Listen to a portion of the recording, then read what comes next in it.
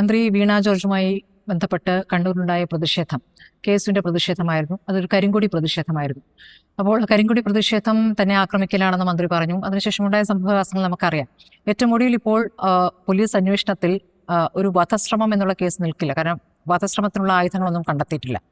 കരിങ്കൊടി പ്രതിഷേധത്തെ ഇപ്പോൾ ഒരു ഗറില്ല ആക്രമണമായിട്ടാണ് പലപ്പോഴും CPM-ലെ പ്രധാനപ്പെട്ട നേതാക്കൾ പറയുന്നത്. ചാടി വീണ് ആക്രമിക്കാൻ പോകുന്നു. കരിങ്കൊടി പ്രതിഷേധം എല്ലാ കാലത്തും ഇടതുപക്ഷം നടത്തിയിട്ടുള്ള പ്രതിഷേധ മാർഗമല്ലേ? അപ്പോൾ ആ പ്രതിഷേധ സമരം ഇനി വേണ്ടെന്ന് വെക്കുകയാണ്. ടാർഗറ്റ് ചെയ്ത് ആരോഗ്യ മേഖലയെയും വീണ ജോർജിനെയും അറ്റാക്ക് ചെയ്യാനുള്ള ഒരു ശ്രമം ആരൊക്കെയോ ചേർന്ന് നടത്തുന്നുണ്ട്. അപ്പം ഇവിടെ സംഭവിച്ചത് തികച്ചും നിർഭാഗ്യകരമായ കാര്യമാണ്.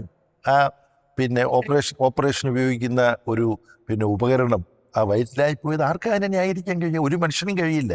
പക്ഷെ അത് കേരളത്തിൽ മാത്രം സംഭവിച്ചതാണോ? ഇങ്ങനൊരു കാര്യം ഉണ്ടാകുമ്പം പലതരത്തിൽ എൻ്റെ ഈ വാദങ്ങളെ സംബന്ധിച്ച് വിമർശനം വേണമെങ്കിൽ കേൾക്കുന്നവർക്കുണ്ടാകാം. പക്ഷെ നമ്മളെന്താ, ഓപ്പറേഷനുകൾ നടക്കുമ്പോൾ ഇതുമാതിരിയുള്ള തെറ്റുകുറ്റങ്ങൾ സംഭവിക്കുന്നതിൻ്റെ സ്ഥിതിവിവരക്കണക്കുകൾ ലോകത്ത് ലഭ്യമാണ്.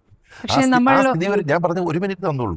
ആ സ്ഥിതിവിവരക്കണക്കുകൾ നോക്കുമ്പോൾ കേരളത്തിൽ ഉണ്ടാകാൻ പാടില്ലാത്തതാണ് ആശുപത്രിയിൽ ഉണ്ടായതെന്നുള്ളത് പറയുമ്പോൾ പോലും ഇത്തരത്തിലുള്ള കുറവുകളും വീഴ്ചകളും സർജറിയുമായി ബന്ധപ്പെട്ട് നടക്കുന്നതിൽ ലോകത്തെ മറ്റു പല വികസിത രാജ്യങ്ങളിലും സംഭവിക്കുന്ന ശതമാനത്തെ അപേക്ഷിച്ച് കേരളത്തിൽ അത് കുറവാണ് എന്നുള്ള യാഥാർത്ഥ്യവും നമ്മൾ കാണാതിരുന്നുണ്ട്. പക്ഷേ കത്രിക വയറ്റിൽ കുടുങ്ങിയ ഒരു സ്ത്രീയോട് നമ്മുടെ കേരളം വളരെ മികച്ചതാണെന്നും മറ്റു രാജ്യങ്ങളെയും അല്ലെങ്കിൽ വിദേശ രാജ്യങ്ങളെയും ഇപ്പം UP പോലുള്ള സംസ്ഥാനങ്ങളെ വെച്ച് നോക്കുമ്പോൾ നമ്മൾ ഫാർ ബെറ്റർ ആണ് എന്നൊരു മറുപടി അവർക്ക് തൃപ്തികരമായിരിക്കുമോ? മാപ്പർഹിക്കാത്ത കുറ്റത്തെ ഒരൊറ്റപ്പെട്ട കുറ്റമായി കാണുകയും അത് ആവർത്തിക്കാതിരിക്കാനുള്ള എല്ലാ മുൻകരുതലുകളും ജാഗ്രതയും നമ്മുടെ വൈദ്യശാസ്ത്ര രംഗത്ത് ഉണ്ടാകുന്നതിന് വേണ്ട എന്തൊക്കെ നടപടികളാണോ ആവശ്യമുള്ള ആ നടപടികൾ എടുക്കുകയും ചെയ്യുമ്പോൾ തന്നെ നമ്മൾ ശതമാനത്തിൽ വളരെ വളരെ അഭിമാനകരമായ ഒരു തലത്തിലാണല്ലോ എന്ന് പറഞ്ഞ് ഈ ഒറ്റപ്പെട്ട കാര്യങ്ങൾ ന്യായീകരിക്കാൻ കഴിയില്ല.